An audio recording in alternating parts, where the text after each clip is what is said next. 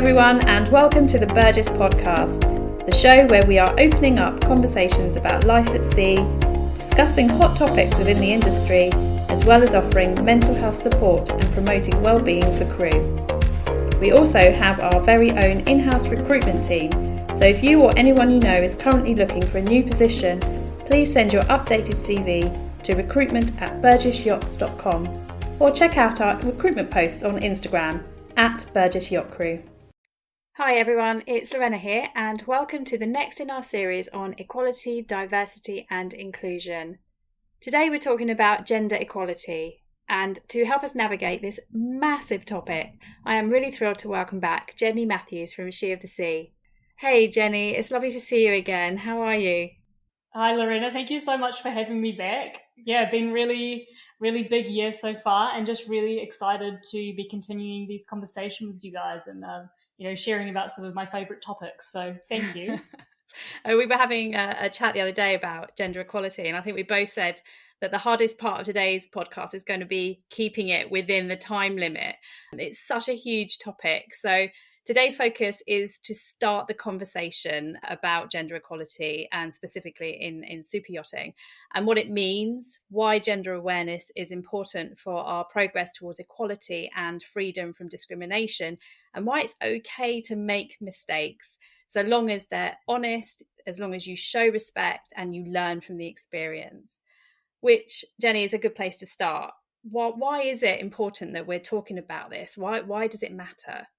Yeah, great question. I think that's a really important place to start, because it's all very well for us to, say these things matter. But I think until people really can understand how it impacts them directly, why does it matter to them directly, it can be really hard to have the commitment to show up to do the work, because the work is hard. So what we're seeing in the world is that where these conversations were usually, at the start driven forward by ethical or lived experienced reasons. So either you were a part of a demographic that had experienced discrimination, or it just went against your personal values. That was really the groundswell starting point. But what we're really seeing now as the world develops is that every single element of business, innovation, performance, understanding customer needs, increasing market share, loyalty, talent acquisition, the whole lot, 100% comes down to these topics: diversity, equity, inclusion, and gender is just one of many very important, specific demographics that are included in this big conversation. And gender is a really interesting one, especially in our industry, because if we really zoom out and we get really honest with ourselves, we've only just started talking about topics like women in male-dominated spaces. Yeah. And that is a very, very behind the times starting point, if we're honest. Yeah. The gender spectrum is so much more than the binary of male, female. There's a huge, evolving, complex space there that is not even being talked about. I mean, I'm yet to be on a boat that's discussing things like pronouns or the transgender community or non-binary or any of these things. So we're really we're right at baby steps right now, but we got to keep making them. Yeah, no, I agreed. The yachting industry has a long way to go in terms of diversity, inclusion, equality, which is why these conversations are so important.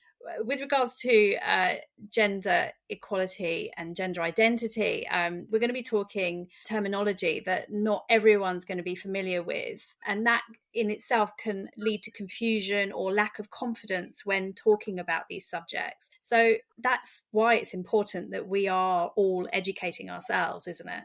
Yeah, absolutely. And I think, it's something that I really struggle with a lot, because, I want to have these conversations and I want to encourage others to have them with me. But I know, for example, I know that I'm going to listen back to this podcast and cringe, because I'm definitely going to say something wrong. There's areas that I don't have a personal lived experience in. There's, and also this is so personal. The way that one person expresses who they are and how they feel is going to be different to another person, and it changes so rapidly. So I think my big thing is we got to have the courage to be able to say, I don't know all the answers right now, but let's just get in and messy and ask the questions. Yeah, and not avoid the topics, which is what everyone Yeah. tends to do. So let's start with gender. What does gender mean? I know a lot of people, it's just male, female, but like you said, it's bigger than that.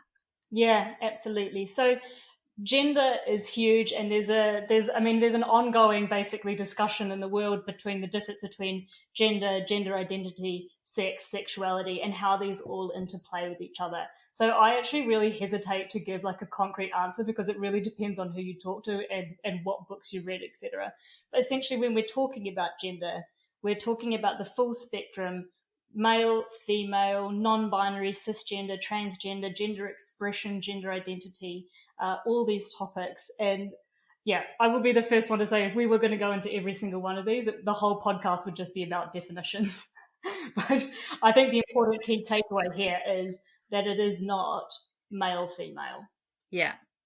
Yeah, and we all have to almost, open up our minds and be a bit more accepting to the fact that it is a bigger topic than what we're maybe used to or grown up with, or, it is more talked about now as well. And terminology in this area is also, it's rapidly changing, isn't it? And although some general definitions do exist, some people may object to using those terms to describe themselves. So it's always important to respect the language someone uses to define themselves. And if you accidentally say the wrong thing, recognize your mistake and apologize and learn from it.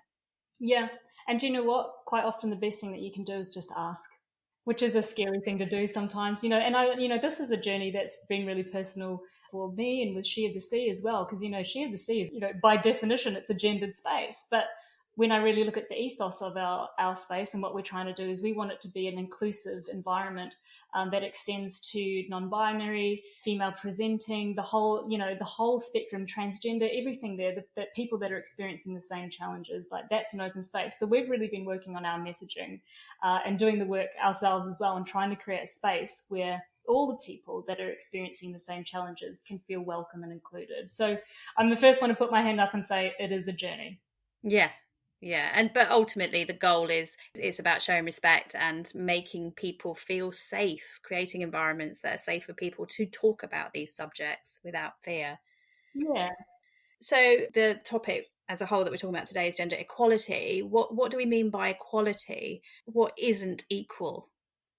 So when we talk about equality, it's basically talking about the full spectrum of the human experience. So we're talking about equality in terms of equal access, opportunity, rights, decision making, how you are able to show up in the many systems in our world. So that is, in a social sense, but it's also in an economic sense, it's in a financial sense, and a legal sense as well. And I think what's a really interesting definition to define, and it's one that a lot of people again shy away from because they're like, what is that? Is the difference between equality and equity. And where equality says that everyone should get treated the same, equity recognizes that we're not all running the same race. We didn't all start from the same start line, and we're all going to need different support and opportunities. So equity is really understanding the nuances that make us human, and ensuring that our systems recognize these differences and are able to support and facilitate that equality. So there's a little bit of a nuance there, but it's just to dip our toe into what that means.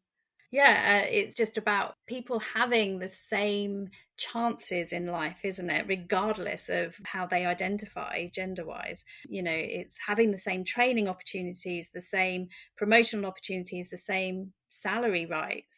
Yeah.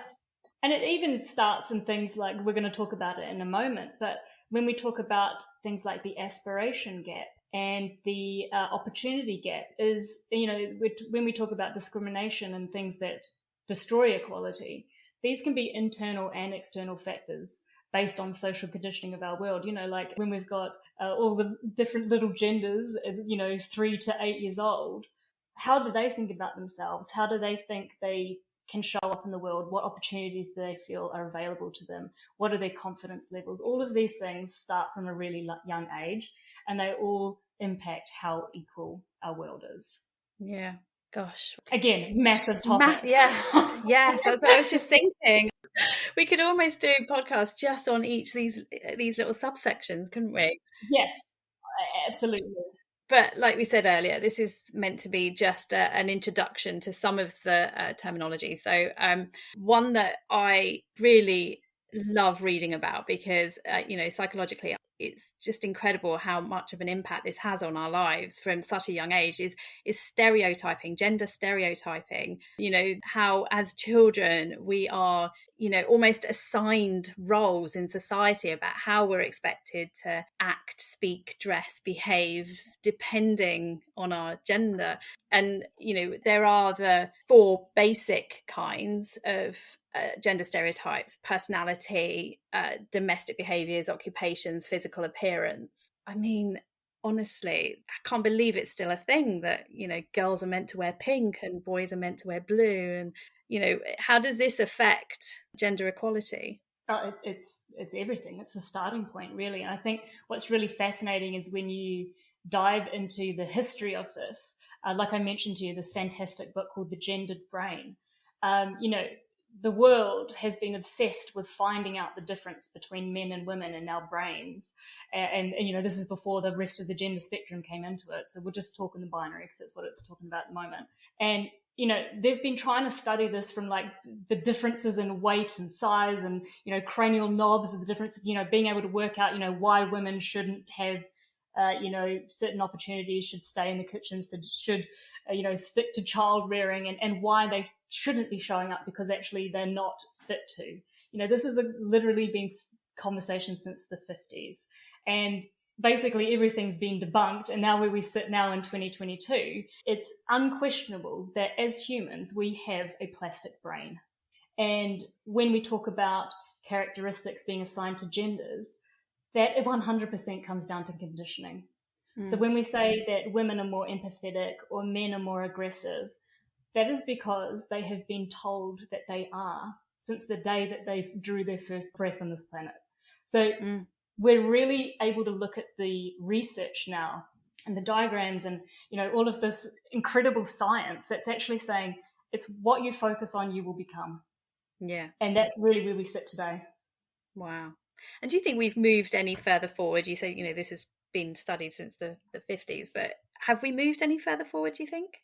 It's a good question, and I think it depends who you talk to, because I can't remember, she's got this great term, but basically it's like she calls it a whack-a-mole theory, where it just keeps popping up and getting debunked and keeps getting debunked, but it keeps popping up in different circles, and it seems to be one of the hardest things for us to let go. Men are from Mars, women are from Venus, or whatever it's called. It's so ingrained into how we view our society that I think it's going to take a lot more work, but the reality is the science is there. Yeah. I mean, people that I know that have children, you very rarely see the boys playing with dolls and the girls playing with trucks and stuff. It still seems very embedded, but I guess it's years and years of social embedment that we're trying to get rid of, that we're trying to work through. We're just trying to recreate the entire social platform that is the planet Earth. But it sounds easy, doesn't it? Why isn't it happening faster? No, but I think we're seeing what I get really inspired by is the incredible innovation that's coming out to really address this. You see incredible gender-neutral toys that are teaching children, regardless of gender, about things like spatial awareness and building, and like Lego that isn't designed just for little boys, and so little girls can start to work out, how to put things together and how they interact, or visual representation, storybooks about, representation that we didn't see before. So we are starting to rewrite the story, but we really probably won't reap the benefits of that for maybe another generation or two. Many years, yeah. So gender diversity in the workplace for me means hiring people regardless of their gender, paid equally, given the same opportunities, embracing talent regardless of someone's gender. Where are we in the industry? I know She of the Sea did a diversity data survey last year. How did that go? Where are we at? How bad is it? It's probably exactly what you expect, which is not great, guys. But it is somewhat of a starting point. So I'll just run through a little bit. I'm going to focus on the crew data that we looked at, because we did do both shoreside and crew, but just for this space, let's focus on that. We busted a few myths. We got some pretty shocking concrete numbers, and we kind of identified some really important first steps for us to actually be able to continue this conversation in a meaningful way. So, first myth, that at sea, yes, we have gender dominant roles. Obviously, we have a lot more women in the interior and men literally everywhere else. But the theory is that, if we put everyone together, then it would roughly be about 50-50. So when we looked at this, we looked at a pool of over 36,000 crew. We had two different data sets. We had job seekers and those employed. And what was really interesting is they actually mirrored each other within 1% or 2%, which was really interesting. And what we found is that if you put all of the crew together, regardless of department, women represent only 28% of the entire industry. Wow. And that shocked me. But then when you actually start to look into it, you're like, actually, that's quite obvious. So first of all, that's not a great starting point. The second thing to recognize there is that while there is a head of department in the interior, the majority of those women are not in leadership roles. So that's another important element when we talk about inclusion and representation. Let's look at the other departments. We had captains. Women represent only 1.9% of captains. I personally think that's quite generous. And I would be very curious to see the size of those vessels. There's a lot of nuances in this data. Chief officers sitting at 3%, engineers at 0.5%. Men in the interior represent only 13%. Shockingly for us, I won't go into all of it, but this is something we found really interesting. When we look at the galley, we looked at entry levels. We did this for all departments, but let's talk about the galley here. Entry level, so sous chef or crew chef, women represent 45% of the galley department. But when we look at head chef, women represent only 15%. So there is so much to unpack in that. Yeah. That, again, we can't go into it right now, but what we can see is that there is a huge drop-off. First of all, a very low level of representation as is, and an incredibly low representation in any kind of leadership positions. And the other thing that I really want to emphasize here, which we've talked about at the start here, is that when we look at the data, we've got no idea about the rest of the gender spectrum. No. We are not even acknowledging that there are any other genders beyond male and female. We're not even asking the questions. So when people say, well, what about the trans community? I'm like, I have no idea. We don't know. We're not asking the questions. So in terms of starting points, look, we don't need data to tell us we've got some pretty big issues that we need to solve. But if we're going to create the strategies that can actually address these issues, we do need more data. Yeah. And to acknowledge that people exist beyond male and female spectrum. Yeah. Gosh, it's quite shocking, isn't it? Because it's an industry, we said earlier, it's got a long way to go. But when you start looking at data that you've collected, you just realise actually how far it has got to go. Yeah. And that's only, like you said, only a part of the data that you're collecting. And also we need to acknowledge that this is only the data, like, for example, Tash and I basically share the sea. We can only work with the data that organisations give us. So, we are really reliant on the industry showing up. We can't strong arm people into giving us their data. We're not in a position to do that. So we are kind of really at a starting point here. And I think, another really important point here is that that's the first data collection. We've done one. We're about to do another one. We're going to wait till after the season and send out a big survey to all the crew to really understand. For example, women represent 15% of deckhands, but we can see that it drops down to 3% at chief officer and 1.9% at captain. So that's one view, but we need to do continuous data monitoring to understand whether this new generation of people that are entry levels, are they able to make it up the chain? Or have we got barriers as soon as we get to leadership positions and people start to fall out and we've got a leaky sieve instead of a talent pipeline? So we're going to, again, we need to be able to monitor the trends. Yeah. And I guess to try and put a positive spin on this. We have to start somewhere, and it's good that it is being talked about now and that it is being looked at. So yeah, yes, there's a long way to go, but it's there, it's being actioned. Absolutely. And I think what I find, I talk about and do this work all day, every day, and I'll be the first one to say it can be very disheartening. But I think it's also equally inspiring when we look at the people in the existing generations who really get it and feel passionate about it, but also especially when we see the next generation coming in. They grew up in a totally different world. They're like, and this is a big thing for the industry. If we want to stay relevant to the generations coming behind us, we need to be talking about this because they expect it, because the rest of the world is. And when I talk to the young people coming in, and the next generation of people coming up through the ranks into leadership roles, they get it. A lot of them do. A lot of them don't. But I'm inspired by how many more I'm seeing do get it. Yeah, well, it's more widely talked about now, isn't it? It's more accepted in the younger community. So hopefully it's all heading in the right direction. So just quickly, can you give us some examples of what would non-inclusive behaviour look like? Yes. Okay, so non-inclusive behaviour.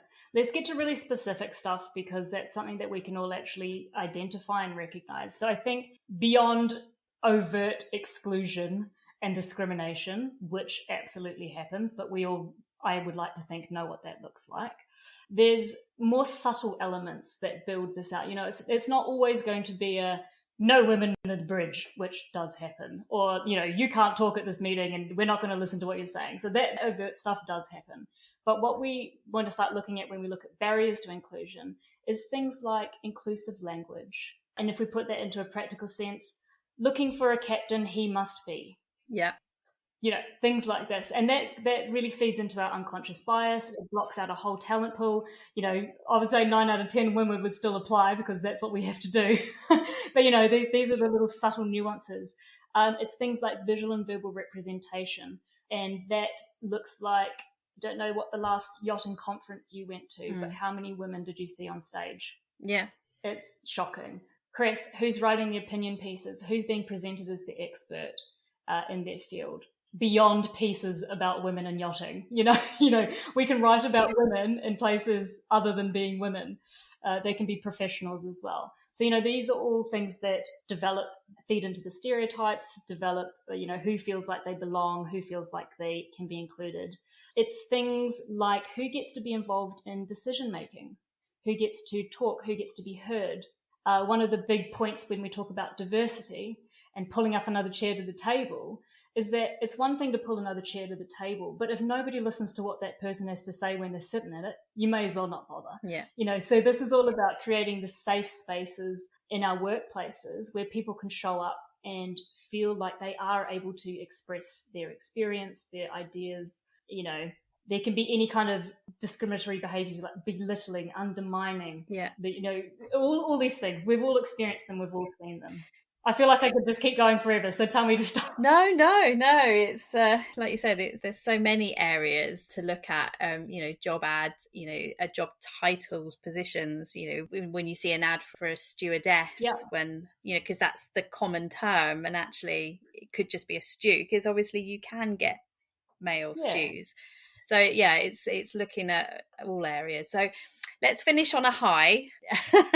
What are the benefits of gender diversity in the workplace? I mean, we're talking to everyone about trying to embrace gender diversity. What are the benefits for the individuals? For the individuals, and I love this part about this topic, is that it doesn't matter if you're part of the dominant demographic or you're part of the marginalized communities. By embracing and doing the work in diversity, equity, and inclusion, we all benefit. We all benefit when we're able to show up to work as our whole selves. There's this big piece about, all the data is telling us that when you have a diverse group of people, so that's backgrounds, experiences, insights, when you've got a diverse group of people that can show up as their full selves in an inclusive environment where they feel safe to express and share and innovate together, and they have a strong sense of belonging, so they really care about what they're doing, they feel like they're valued. This is when we release our collective intelligence. And it's poetic and beautiful. like, you know, our differences are our superpowers. When we can put them all together and really see it for what it is and put that into action, that's the magic. That's when we change the world. That's when we change systems. That's when we solve things like environmental issues. It's when we deliver the absolute best possible service to the owners of the yachts. You know, it's the recipe to success, and we all benefit from that. Yeah, and yachts would benefit from that as well. 100%. I would say, I mean, there is a lot of data out there about how many mistakes happen simply because people don't feel like they can talk up, to talk and share and, you know, stand up, or, you know, damage, loss of knowledge, high turnover. You know, I don't know what the turnover rate is at the moment in the fleet, but if we look at the whole industry, it's pretty shocking. This stuff all comes down to inclusion, belonging, feeling valued, being able to show up. And basically it just creates a wonderful sense of well-being and fulfillment. Yeah. Anything else is just trying to run a race with your feet tied. Yeah. It's frustrating for everyone. Yeah.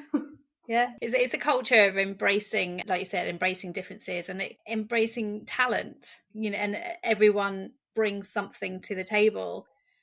Thank you for joining us, Jenny. Thank you for talking to us about this today. It's been so interesting, and I cannot wait to dive deeper into this topic. And I'm definitely buying that book. Yeah, it's brilliant. Honestly, there's just so many books. There's so much knowledge. But thank you so much for having the conversation, inviting me to share. I feel like I could talk about all those topics literally forever. So, you know, plenty more work to do. But thank you. Thank you.